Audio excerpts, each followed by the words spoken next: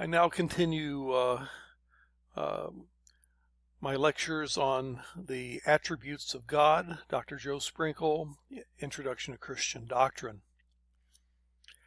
I now come to the 14th attribute of God, God's omniscience. This affirms that God knows all things past, present, and future. What is hidden from human sight is still known by God. Scripture stresses the wisdom of God in all his actions and often grounds this in his all-embracing knowledge. As it says in 1 John 3:20, if our hearts condemn us, we know that God is greater than our hearts, and he knows everything. Psalm 147:5, great is our God and mighty in his power. His understanding has no limits. Hebrews 4 and verse 13, nothing in all creation is hidden from God's sight. Everything is uncovered and laid bare before the eyes of him to whom we must give account. And Proverbs 15 and verse 3, the eyes of the Lord are everywhere, keeping watch on the wicked and the good. Now this also implies that God foreknows the future. Jeremiah 1 verse 5, before I formed you in the womb, I knew you. Speaking of Jeremiah as he was about to become a prophet. Before you were formed in the womb, I knew you. Before you were born, I set you apart. I appointed you as a prophet to the nations. Isaiah 42 verse 9, see, the former things have taken place, and new things I declare. Before they sprang into being, I announced them to you. He knew what new things were going to happen.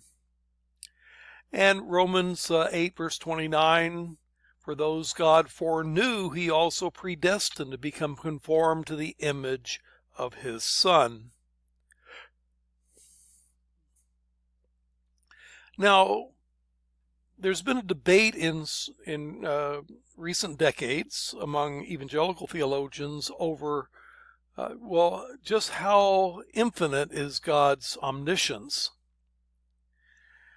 And just as there are limitations to God's omnipotence, God cannot make a square circle, God cannot make a rock too heavy for him to lift. There are certain self-contradictory things that limit God's omnipotence, you might say.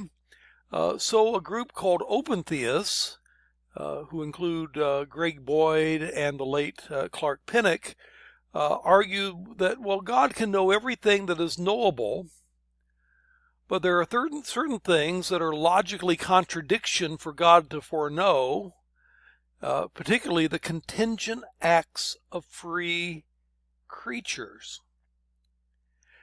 And so what they argue, in agreement with Calvinists, is that if God foreknows, God in turn predetermines or foredetermines what's going to happen. But these open theists say that, well, this is incompatible with free will, and therefore God cannot logically know the contingent acts of free creatures. You might call them radical Arminians in this particular point of view. Now, open theism is hard to reconcile with predictive prophecy. Well, how is it that in the prophets God predicts the future? And they will have to say something like, well, there are certain things that God does predetermine and in his omnipotence make sure happens the way that he plans it.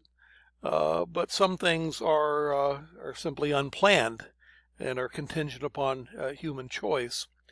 And so they have to argue in that way. But it does seem hard to reconcile this open theism view with predictive prophecy. Now, also related to this, does God ever change his mind? And we've had this discussion in an earlier lecture, so I won't go in a lot of detail on it here. There are certain places that God seems to change his mind about having created man or having chosen Israel or having chosen Saul as king, or having announced that he would overthrow Nineveh in Genesis 6 and Exodus 32 and 1 Samuel 15 and Jonah 3:10 respectively. And the traditional answer is that God changes his response not based on ignorance of what will happen, but based on people's responses to him. And so behind this is that many of God's promises are conditioned upon human behavior, as Jeremiah states in Jeremiah 18. And so he will appear to change his mind as he communicates his change of action based on human responses. But given the fact that he knew what their human responses were going to be, he planned to change his mind, as it were, or at least appear to, even before the human response, which leads him to change his actions. A 15th attribute of God is his omnipresence. God transcends all human limitations of space and is present in the fullness of his being in every place, but in varying ways. As Solomon puts it in his prayer of dedication of the temple in 1 Kings chapter 8, but will God really dwell on earth? The heavens, even the highest heavens, cannot contain you. How much less this temple I have built? Or Psalm 139, where can I go from your spirit? Where can I flee from your presence? If I go up to the heavens, you are there. If I make my bed in the depths, you are there. If I rise on the wings of the dawn, if I settle on the far side of the sea, even there your hand will guide me, your right hand will hold me fast. God is present everywhere at all times. God is imminent. Imminence is that attribute of God that describes his presence and activity within the created world.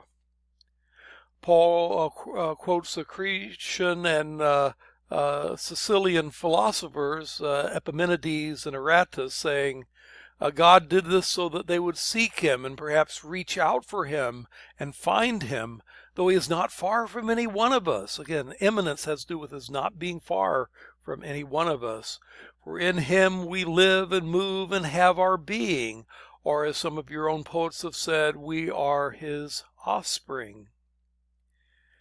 We live and move and have our being in the presence of God and can relate to God. That's his imminence. He's present and active within the created world. Jeremiah 23 affirms this. I am not only a God nearby, declares the Lord, and not a God far away, who can hide in the secret places so that I cannot see them, declares the Lord.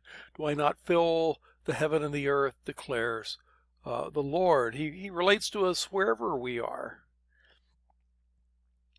You see both the immanence and transcendence of God in the symbolism of the tabernacle. On the one hand, God is transcendent. He's separated from the people by a sanctuary surrounded by a fence and a tent that is covered, that only priests could enter, and then the Holy of Holies surrounded by a thick curtain that no one could enter except the high priest on the Day of Atonement. But on the other hand, it symbolized the presence of God among his people. And so he is in this ironic way both immanent and transcendent at the same time, separated from people and yet present and relating to people all at once. Now, different, again, philosophical views have different views of the immanence versus transcendence. If you say that God is completely above and separate from the world and doesn't really relate to the world, that would be radical transcendence. If you say that God is the world, that would be radical immanence. That's the view of pantheism, that all that is God. Pan-everythingism, someone put it. Everything that is God. Uh, if you say that God doesn't exist, that would be materialism. But if you say that God is above the world, transcendent, and yet interacts with the world, imminence, that would be the biblical view. God is both transcendent and imminence at the same time. This second illustration, which I borrowed, by the way, from Grudem, illustrates that point. God is glorious. He's the King of glory, the God of glory, the Lord of glory, as various verses say. Great is the glory of the Lord, Psalm 138, verse 5. His name alone is exalted, his glory above the earth and heaven, Psalm 148 and verse 13. And we should celebrate the glory of God by giving him the glory, ascribing glory to him, acknowledging his glory. You have different terms for God's glory. In Hebrew, you have the Hebrew word is kavod, has to do with weightiness or worthiness or importance. Could also be rendered honor.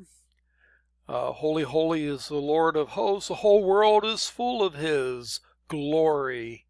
A Greek word glory, doxa, from which we get our word doxology.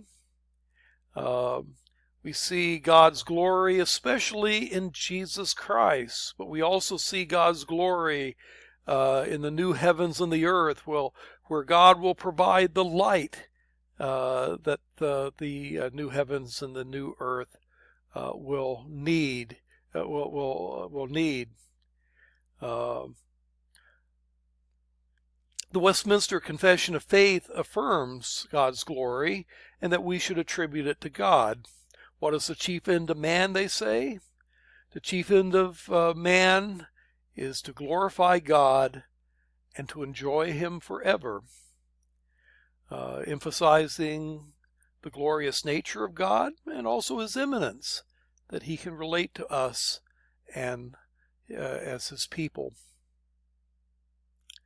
Well, that's lecture 2 in my series on the attributes of God. We will continue with lecture part 3 of our series in the next video.